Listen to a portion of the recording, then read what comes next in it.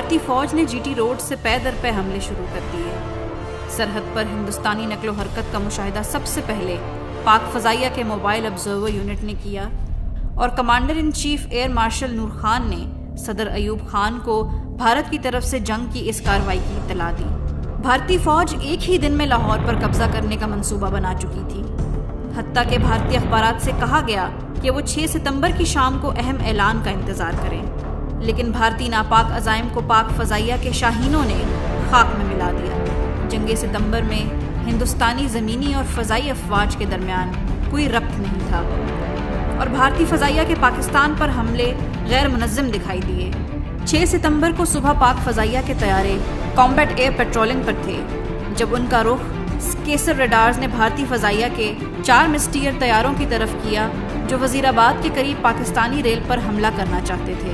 طیارے میں خرابی کی وجہ سے فلائٹ لیفٹیننٹ امجد کو سرگودھا واپس آنے کی ہدایت دی گئی، جبکہ فلائٹ لیفٹیننٹ آفتاب عالم نے اکیلے ہی 4 بھارتی طیاروں کا مقابلہ کیا۔ آواز کی رفتار سے تیز پرواز کرتے ہوئے فلائٹ لیفٹیننٹ آفتاب نے بھارتی طیاروں کو مار بھگایا۔ فلائٹ لیفٹیننٹ آفتاب تاریخ کے پہلے پائلٹ ہیں جنہوں نے سپر سونک طیارے سے دشمن کے طیارے کو شوٹ ڈاؤن کیا۔ دریں اثنا چھم سیکٹر میں پاک فوج کو کلوز ایئر سپورٹ فراہم کرنے کے لیے اسکواڈرن لیڈر سجاد حیدر کی قیادت میں 19 اسکواڈرن کے 6 سیبر طیارے پشاور سے روانہ ہوئے۔ ٹینکوں میں لاہور کی طرف بڑھنے والی بھارتی فوج کو روکنے کے لیے اس فارمیشن کو لاہور کی طرف موڑ دیا گیا۔ سجاد نے اپنے 2 ونگ مین کو ٹاپ کور فراہم کرنے کا حکم دیا اور خود بھارتی ٹینکوں پر 4 جہازوں کی فارمیشن میں فضائی حملے کی قیادت کی۔ اس فارمیشن نے کامیابی سے بھارتی فوج کو نشانہ بنایا اور ان کی پیش قدمی کو اس مقام پر روک دیا۔ بھارتی فوج نے بعد میں اس بات کا اعتراف کیا کہ پاک فضائیہ نے اس قافلے کی تمام تر گاڑیاں اور ٹینک ناکارہ کر دیے تھے۔ پاک فضائیہ کے اس حملے نے سرحد کے ساتھ ہندوستانی فوج کی لائنوں کو درہم برہم کر ڈالا اور پاکستانی فوج کو مضبوط پوزیشن قائم کرنے میں مدد دی۔ جنگ ستمبر کے دوران وطن کی فضائی سرحدوں کی حفاظت کے لیے دن رات پاک فضائیہ کے ہوا بازوں نے پروازیں جاری رکھیں۔ اس کے علاوہ بہترین جنگی حکمت عملی کے تحت ایئر مارشل نور خان کی کمان میں پاک فضائیہ نے ایک ہی دن میں بھارتی فضائیہ کے بیشتر ہوائی اڈوں پر حملہ کر کے ان کو ناکارہ بنا دیا۔ ان حملوں میں پشاور، سرگودھا اور ماڑی پور کے ہوائی اڈوں سے پاک فضائیہ کے شاہینوں نے بھرپور حصہ لیا۔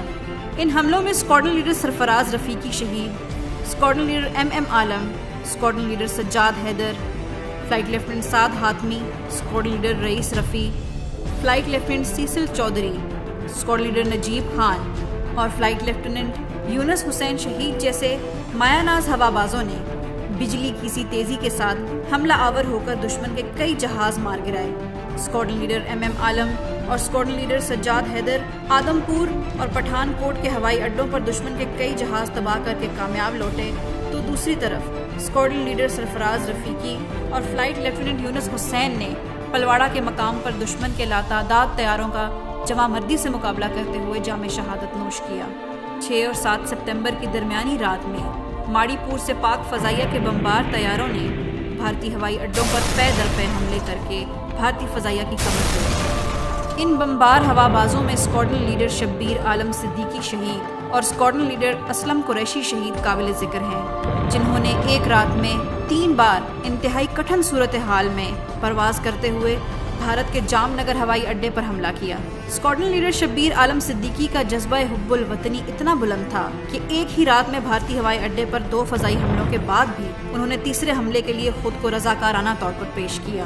جام نگر پر تیسرے حملے کے دوران اسکواڈرن لیڈر شبیر عالم کا جہاز بھارتی طیارہ شکن توپوں کا نشانہ بنا اور وہ اپنے navigator squadron leader Aslam Qureshi کے ہمراہ جام شہادت نوش کر گئے۔ بے مثال حب الوطنی اور جرت کے مظاہرے پر حکومت پاکستان نے قوم کے ان بہادر سپوتوں کو ستارہ جرت سے نوازا۔